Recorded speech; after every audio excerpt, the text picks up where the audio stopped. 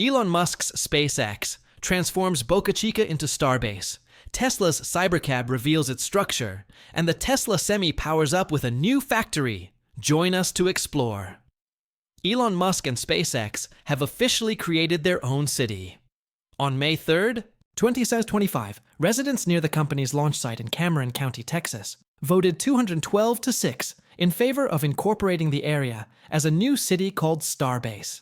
The new city encompasses approximately 445 square miles along Texas Highway 4, right beside SpaceX's launch and production facilities.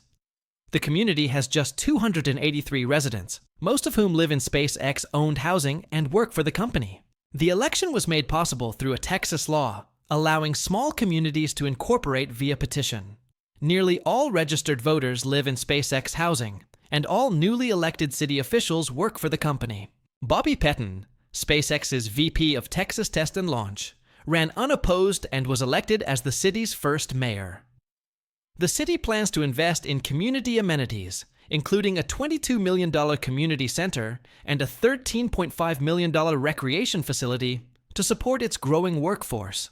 The new city structure gives SpaceX more legal control over the area surrounding its Starship launch operations, including zoning decisions and land use. Starbase General Manager Catherine Lutters said the company already manages the area's roads, utilities, schooling, and even medical care, and that incorporating would help Starbase grow as a community. This move also unlocks a strategic advantage. Under a recently passed state law, cities that host spaceports can approve beach and road closures for launches. That power used to belong to Cameron County, but SpaceX is now pushing for those rights to shift to Starbase officials. Not everyone is happy. Concerns have been raised about potential restrictions on public access to Boca Chica Beach and the environmental impact. Cameron County Judge Eddie Trevino Jr. has publicly opposed the city. In a letter to Congress, Trevino said the project does not serve the public interest. He pointed to the overwhelmingly negative response he's received from the local community and noted the positive working relationship the county already has with SpaceX. Realistically, these changes won't actually increase the number of beach closures permitted. SpaceX is licensed by the Federal Aviation Administration to close the beach up to 500 hours a year for operations, plus 300 hours per year to address anomalies. Before it became Starbase, it was Boca Chica Village, a neighborhood originally developed in the 1960s as a beachside retirement spot. By the time SpaceX showed up in 2014, only a few homes were occupied, and the area lacked running water or essential services. SpaceX began buying up land aggressively in 2019, offering homeowners up to 3 times the assessed value of their properties. By 2020, most of Boca Chica Village had been vacated.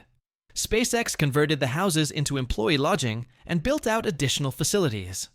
Today, Starbase is home to Star Factory, a $100 million rocket factory that will eventually be capable of building a full-size Starship every day. Just down the road are 2 launch pads and fuel storage facilities that support regular testing of SpaceX's rockets. To support the growing workforce, the company has invested in housing, a private school called Ad Astra, and a retail and dining complex known as Rio West. Rio West will include 11,000 square feet of retail space, a grocery store, several shops, and a cafe. The cost for that portion of the project is estimated at $8.9 million. Plans also call for a restaurant complex with a 3,500 FT2 indoor dining area and a 930 OFT2 outdoor deck overlooking the Rio Grande River. An additional 2,500 outdoor FT2 will be used for the kitchen and office space. The restaurant's total construction cost is projected at just over $6 million. Starbase looks a lot like a 21st century company town. SpaceX runs the housing, the school, the utilities, and now the local government. But it's not just Starbase. There's also the town of Snailbrook, which is located outside Austin, where Tesla and other companies that Musk owns are located. It's in Snailbrook where he first launched his Ad Astra Academy for preschool-aged children. Musk's plans for Snailbrook reportedly grew out of conversations with his ex, Grimes, and Kanye West to create a Texas utopia. CyberGhost VPN sponsorship. Did you know your online activity is vulnerable every time you connect to public Wi-Fi or browse the web? Hackers, data breaches, and surveillance are real threats, but CyberGhost VPN is here to protect you. With just a few clicks, you can encrypt your data, hide your IP address, and enjoy military-grade security, no matter which device you're using.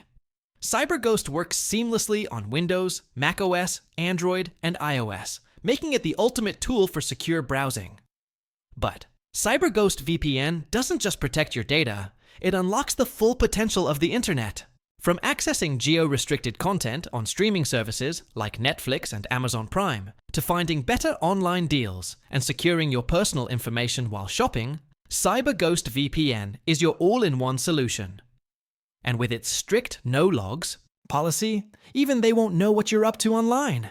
CyberGhost has over 38 million users and an excellent rating on Trustpilot, rated by over 20,000 users, so it's definitely one of the best VPNs in the world.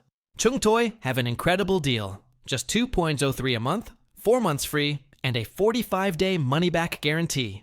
That's 84% off regular pricing. So don't miss out on the chance to protect up to 7 devices with one subscription. Click the link below and start enjoying safe, unrestricted internet today. Tesla Cybercab components.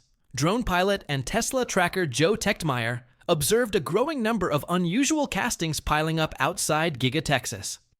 Techtmeyer's flyovers, known for consistently tracking factory development, show racks of components that don't match anything from the Model Y or Cybertruck lines. As of Monday, there were about 75 units visible in racks labeled RTTX, a likely shorthand for Robotaxi Texas.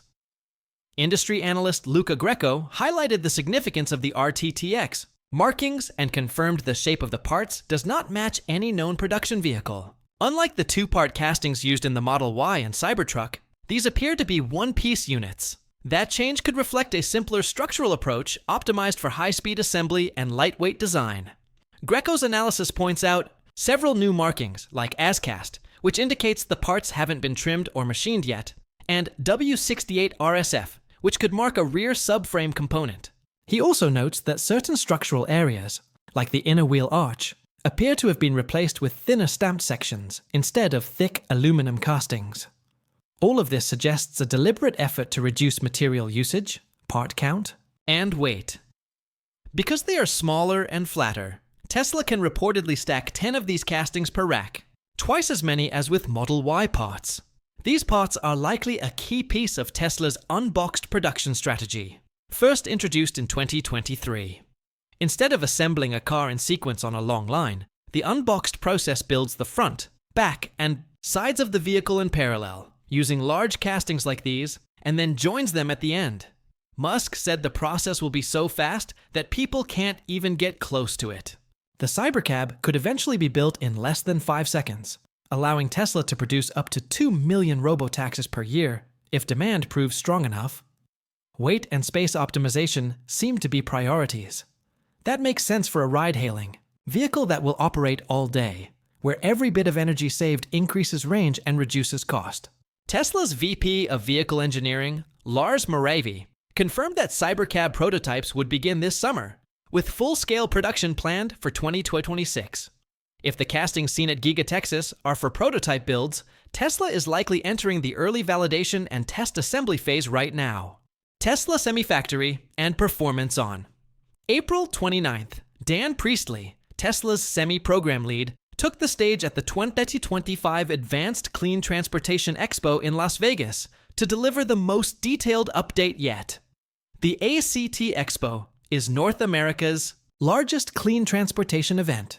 Tesla used the opportunity to unveil new production lines, manufacturing upgrades, battery improvements, and real-world test results. Tesla is building a 1.7 million square foot manufacturing plant at Gigafactory Nevada, just for producing semis. The factory will have the capability to produce 50,000 trucks per year. The exterior of the new Nevada factory is complete, and now Tesla is focused on installing internal systems and equipment. Initial trucks will roll out later this year, with production scheduled to ramp up through 2026. Tesla has hired over 1,000 workers to staff the new facility and plans to put early, production vehicles into its own fleet before delivering to customers. They will offer two versions of the updated Semi, a 300-mile standard model and a 500-mile long-range variant. Priestley also introduced a new high-efficiency battery designed specifically for heavy-duty applications. The new high-performance battery offers a 7% improvement in efficiency and reduces overall vehicle weight. Critically, all battery cells for the Semi are now sourced domestically in the US, and this will help Tesla sidestep any new tariffs while reducing supply chain disruptions. Another major feature unveiled is a 25-kilowatt electric power takeoff port at the rear of the truck. This allows the Semi to directly power refrigerated trailers and auxiliary equipment, eliminating the need for separate diesel generators. This expands the Semi's utility to support more specialized commercial loads beyond standard freight. The Tesla Semi will use a new megawatt charging system capable of delivering up to 1.2 megawatts of power. By comparison, most Model 3s and Ys are capable of a max charging rate of 250 kWh, and even the Cybertruck tops out at 350. Using the MCS, the Tesla Semi will get up to 400 miles of range out of a 30-minute charge. Tesla plans to launch a nationwide semi-charging network with 46 public megacharger sites and over 300 stalls by 2027. The Semi fleet has already logged more than 7.9 million miles, 12.7 million kilometers in testing, and at least 26 trucks in the fleet have now logged over 100,000 miles each. PepsiCo, Tesla's first customer, operates 21 trucks in Sacramento and has installed 4 750 kWh on-site chargers. Their fleet mostly runs within a 100-mile radius of their home base.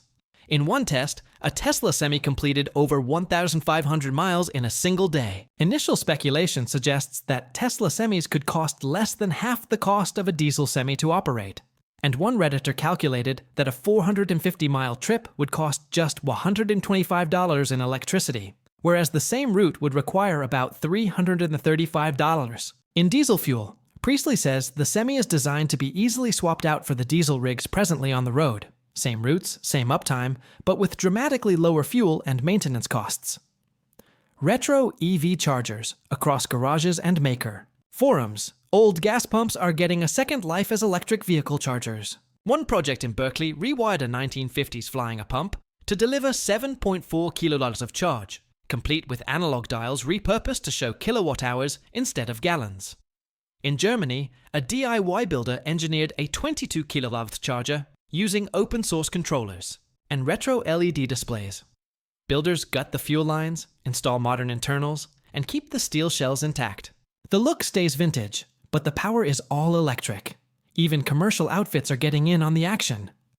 Games Room Company now sells EV-ready replicas for nostalgic homeowners. One less relic, one more place to charge your Tesla. Thanks again to CyberGhost for sponsoring today's video. We'll get 84% off regular pricing by using the link in the description below.